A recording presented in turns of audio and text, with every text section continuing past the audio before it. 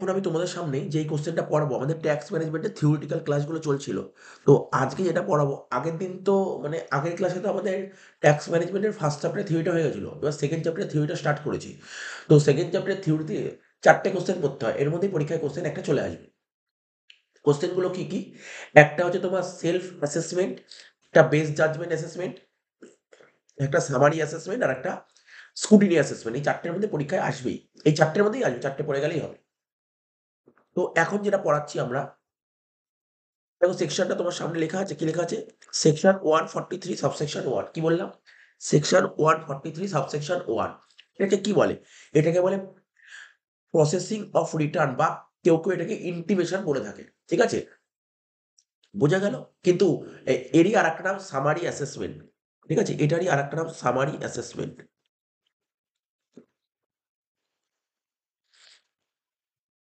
ঠিক আছে? নামটা জাস্ট আলাদা। তোমাকে মনে রাখতে হবে এই সেকশন 143 সাবসেকশন 1 এ সামারি অ্যাসেসমেন্টের কথা বলা আছে। সামারি অ্যাসেসমেন্টটাই হচ্ছে ইন্টিমেশন। ঠিক আছে? ইন্টিমেশন, বা তুমি বলতে পারো এটাকে প্রসেসিং অফ রিটার্ন। দেখো কি বলেছে, আমি সুন্দরভাবে তোমার সামনে বুঝিয়ে দিচ্ছি। ঠিক আছে? এবং এই দেখো এইটুক নোট তুমি লিখতে পারলেই পরীক্ষায় পুরো 5 এ 5 পেয়ে যাবে। ঠিক আছে? এখানে কোনো নাম্বার কাটবে না ভেবো। এইটা লিখতে পারলে 5 এ 5 পাবে। কি লেখা আছে? Where return has been file under section 139। আমরা লাস্ট চ্যাপ্টারে যেটা তোমায় শেখালাম, ট্যাক্স ম্যানেজমেন্টে যে ফার্স্ট চ্যাপ্টার পড়ালাম, ওখানে আমরা শিখলাম তো আমরা রিটার্ন যে ফাইল করতাম ওটা কোন সেকশনে বলা ছিল? Sir section 139।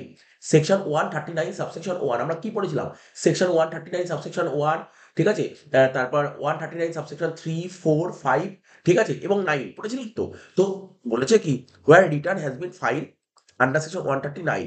ঠিক আছে? হয় তুমি 139 ওয়াইজ রিটার্ন ফাইল করেছো, otherwise or 142 subsection 1। Sir 142 subsection 1 তো পড়িনি, এখানে কি বলেছে?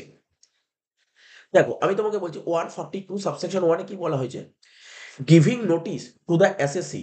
দেখো আমি বলছি 142 সাবসেকশন 1 এ কি বলা আছে?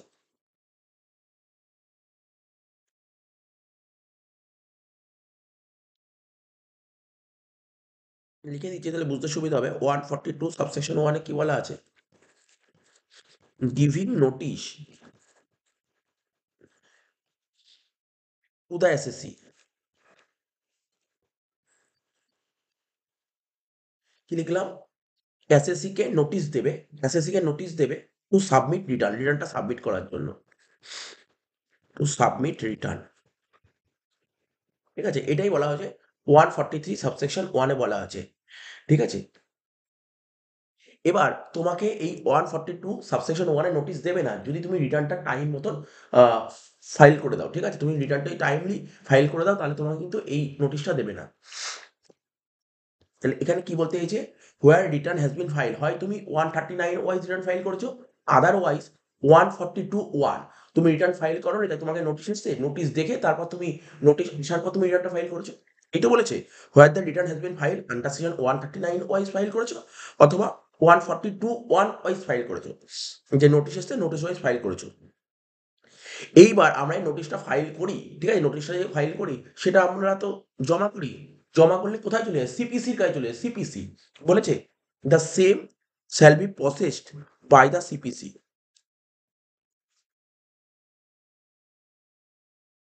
After making the following adjustment. তো মানে আমরা যে রিটার্নগুলো ফাইল করি সেটা করেছিল সিপিসি। সিপিসির ফুল ফর্ম কি? সেন্ট্রাল প্রসেসিং, ঠিক আছে? Central processing centre. তার মানে আমরা যে রিটার্নগুলো ফাইল করি সেটা কোথায় চলে যায়? সিপিসির কাছে। সেটা কোথায় চলে যায়? সিপিসির কাছে চলে যায়। সিপিসি এটাকে পুরো প্রসেসিং করে, এবং এই প্রসেসিংটা কিসের মাধ্যমে হয়? অনলাইনে হয়। ঠিক আছে? কম্পিউটার সফটওয়্যার লাগানো আছে, ওর মাধ্যমেই কিন্তু এই প্রসেসিংটা হয়। এবার ওই কম্পিউটারে যে সফটওয়্যার লাগায় কম্পিউটার কি করবে? যদি ৫ খানা ভুল থাকে, কি বললাম? যদি ৫ খানা ভুল থাকে তাহলে ভুলগুলো সংশোধন করে তোমাকে পাঠিয়ে দেবে। ঠিক আছে? ভুলগুলো সংশোধন করে তোমাকে একটা ইন্টিমেশন পাঠিয়ে দেবে। ঠিক আছে? এটাই ইন্টিমেশন। তো দেখো এখানে কি বলে, কি ভুল থাকতে পারে? একটা arithmetic error in the return. ঠিক আছে? রিটার্নে যদি তোমার কোনো অ্যারিথমেটিক ভুল থাকে, অ্যারিথমেটিক্যাল এরর থাকে, যোগ বিয়োগ যদি কিছু ভুল থাকে, ঠিক আছে? যে ইনফরমেশন পাঠিয়েছো, তো ওরাও ওটা ক্যালকুলেশন করে দেখবে যে কোনো যদি যোগ বিয়োগ ভুল থাকে তাহলে ওটা পাঠাবে। ঠিক আছে? তারপর হচ্ছে incorrect claim is apparent in the return. Sir incorrect ক্লেমটা কি? দেখো তোমরা তো নিশ্চয়ই ট্যাক্সেশন পড়েছো, ফোর্থ সেমে পড়েছিলে যখন ডিডাকশন পড়েছিলাম না, ডিডাকশন আন্ডার চ্যাপ্টার 6A, ঠিক আছে, ওখানে আন্ডার সেকশন 80 ডিডাকশনগুলো ছিল। ধরো সাপোজ ধরো 80C তে ম্যাক্সিমাম কত টাকা ছাড় পাই আমরা? 1.5 লাখ টাকা। সাপোজ 80C তে 1.5 লাখ টাকা ছাড় পাও, তুমি 2 লাখ টাকা বসিয়ে দিয়েছো, ঠিক আছে তো? এটা হতে পারে। বা ধরো বা ধরো আমরা যখন হাউস কোয়ার্টি করতাম, হাউস কোয়ার্টি ডিডাকশন কোন সেকশনে ছিল? আন্ডার সেকশন 24 এ ছিল। দেখো আন্ডার 24 এতে কি ছিল? Standard deduction 30% of NAB. ধরো 30% এর জায়গায় তুমি 50% নিয়ে নিয়েছো, তাহলে হতে পারে এটা ইনকারেক্ট ক্লেম, ঠিক আছে? নেক্সট ধরো আমরা যখন ডেপ্রিশন মানে বিজনেস এর কথা বলছি, ধরো PL and profit and loss অ্যাকাউন্টে ডেবিট দিকে আমরা ডেপ্রিশন লিখতাম। সাপোজ ধরো ডেপ্রিশন তুমি 6 লাখ টাকা লিখেছো, সরি 60 লাখ টাকা লিখেছো। পিএল এর ডেবিটের লোক ডেপ্রিশন 60 লাখ টাকা লিখেছো, কিন্তু ডেপ্রিশন চার্টে না তুমি 6 লাখ টাকা লিখেছো। তো এইগুলো ওরা ভ্যারি করে। এটা হচ্ছে ইনকারেক্ট ক্লেম। 3 নম্বর কি বলে দেখো, disallowance of loss claim if return file late of the year in which losses incurred. এটা কি বলেছে দেখো, ধরো তোমার কোনো লস আছে, ঠিক আছে?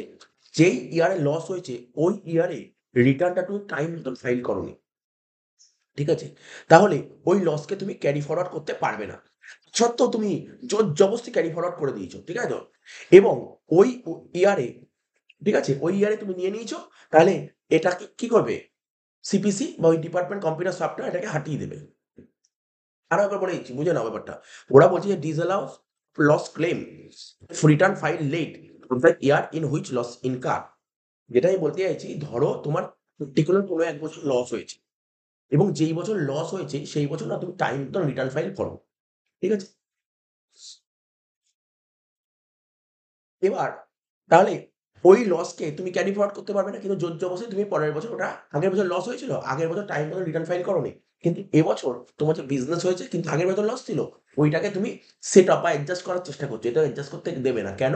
কারণ তুমি আগের বছর টাইম মতো রিটার্ন ফাইল করোনি। আর যদি তুমি জোর জবরদস্তি এটা অ্যাডজাস্ট করো, ওরা এটাকে হাঁটিয়ে দেবে। 4 নম্বর, disallowance of expenditure or increase in income indicated in the audit report but not considered in the return। এটা বলতে এই যে ট্যাক্স অডিট রিপোর্ট, ঠিক আছে, ট্যাক্স অডিট রিপোর্টে চার্টার্ড অ্যাকাউন্টেন্ট কোনো খরচাকে, ঠিক আছে, ডিসঅ্যালাউড, ঠিক আছে, ট্যাক্স অডিট রিপোর্টে চার্টার্ড অ্যাকাউন্টেন্ট কোনো খরচাকে ডিসঅ্যালাউড করে দিয়েছে এবং কোনো ইনকামকে ইনক্লুড করেছে, ঠিক আছে? অথচ তুমি রিটার্নে সেটা কিন্তু দেখাওনি। মানে চার্টার্ড অ্যাকাউন্টেন্ট ট্যাক্স অডিট রিপোর্টে তোমার খরচাটাকে ডিসঅ্যালাউড করে দিয়েছে, বলে না এই খরচাটা দেখাতে পারবে না, ঠিক আছে তো? সেটা তুমি রিটার্ন ফাইলে দেখাওনি ওটা। বা ধরো তোমার যে চার্টার্ড অ্যাকাউন্টেন্ট ট্যাক্স অডিট রিপোর্টে একটা ইনকাম শো করেছে, বলছে এটা তোমার ইনকামটাকে ইনক্লুড করেছে, কিন্তু সেই ইনকামটা তুমি দেখাওনি, ঠিক আছে? তাহলে ওরা কি করবে? ওরা ওইটা ওই রিটার্নে কনসিডার করে নেবে ওটা। এবং last point, disallowance of deduction claim under section 10 double A or under chapter 6A under the heading C, deduction in respect of certain income if return file late। ধরো তুমি কিছু ইনকামের রেসপেক্টে ডিডাকশন নিচ্ছ, কোনো একটা ইনকামের রেসপেক্টে ডিডাকশন নিচ্ছ, 10 double A, 80 IA, 80 IAB, 80 IB, 80 IC, 80 ID, 80 IE, ঠিক আছে? তাহলে তোমাকে রিটার্ন টাইমলি ফাইল করতে হবে, অর্থাৎ তুমি কোনো ইনকামের রেসপেক্টে ডিডাকশন নিতে চাইলে, ঠিক আছে তো? এবার ডিডাকশন সেকশনগুলো আমি তোমাকে বললাম, 10 double A, 80 IA, 80 IAB, 80 IB, 80 IC, 80 ID and 80 IE. তাহলে তোমাকে টাইম মতন রিটার্ন ফাইল করতে হবে, আর যদি টাইম মতন রিটার্ন ফাইল না করো, তাহলে ওই ডিডাকশনগুলো তোমাকে ডিসঅ্যালাউ করে দেবে। এবার তারপরের প্যারায় কি লিখেছে? 5টা পয়েন্টও দিতে হবে, ঠিক আছে? মানে 5টা পয়েন্ট কি বললাম? তোমার কাছে ইনকাম ট্যাক্স ডিপার্টমেন্ট থেকে কখন তোমার কাছে ইন্টিমেশন আসবে, সেটা আমি তোমাকে বললাম।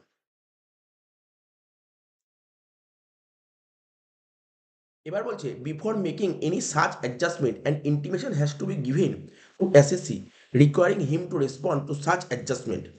The response received, if any, has to be duly considered before effecting any adjustment. However, if no response is received within 30 days of issue of such intimation, the processing shall be carried out incorporating the adjustment। সেই লাইনটা মানে কি বলছে? একদম simple বলেছে। বলছে এই যে এইসব চেঞ্জ করার আগে, যে বললাম না 5টা অ্যাডজাস্টমেন্টের কথা বলে, 5টা অ্যাডজাস্টমেন্ট চেঞ্জ করার আগে তোমাকে একবার জানাবে, মানে বা তোমাকে একবার ইন্টিমেশন পাঠাবে বলতে পারো। আর এই ইন্টিমেশন তোমাকে অনলাইনে দেবে, অনলাইনে পাঠাবে, ঠিক আছে? একটা মেল আসবে, ঠিক আছে? তোমাকে বলবে এই চেঞ্জগুলো ওরা দেখেছে, এই চেঞ্জগুলো ওরা করতে চায়, ঠিক আছে?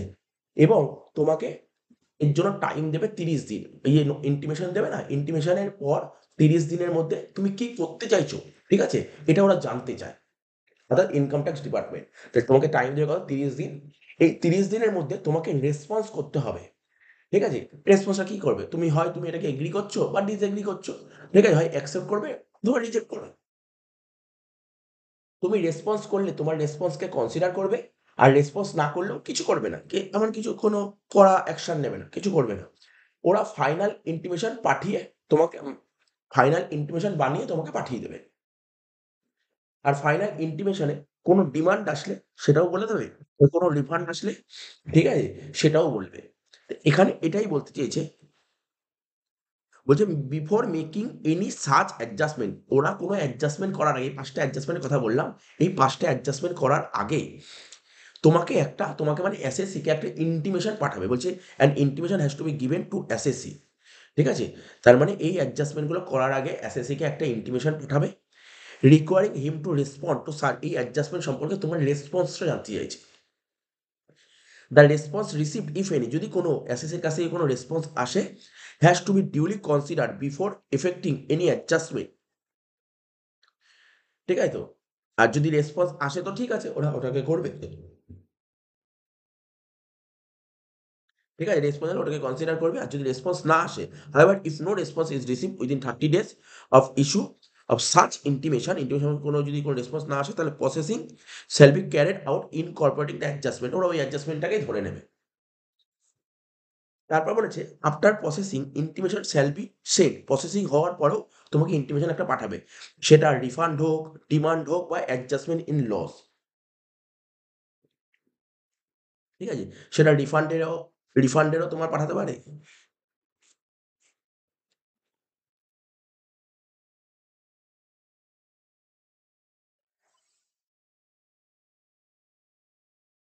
প্রসেসিং এর পর তোমাকে একটা ইন্টিমেশন, ফাইনাল একটা ইন্টিমেশন পাঠাবে। সেটা ডিমান্ডের হতে পারে, রিফান্ডের হতে পারে। ঠিক আছে? আবার অ্যাডজাস্টমেন্ট ইন লসেরও হতে পারে। ঠিক আছে? প্র্যাকটিক্যাল লাইফে মানে রিয়াল লাইফে এখনকার দিনে যা দেখা গেছে, সে শুধু ডিমান্ড হলেই ইন্টিমেশন পাঠায়, রিফান্ড হলেই ইন্টিমেশন পাঠায়। ঠিক আছে? এরকম বা লস অ্যাডজাস্ট করা হলেই না, বাস্তব মানে রিয়াল লাইফে ইন্টিমেশন পাঠাবে। ঠিক আছে? লিখেছি, in practical life intimation shall be sent in all cases.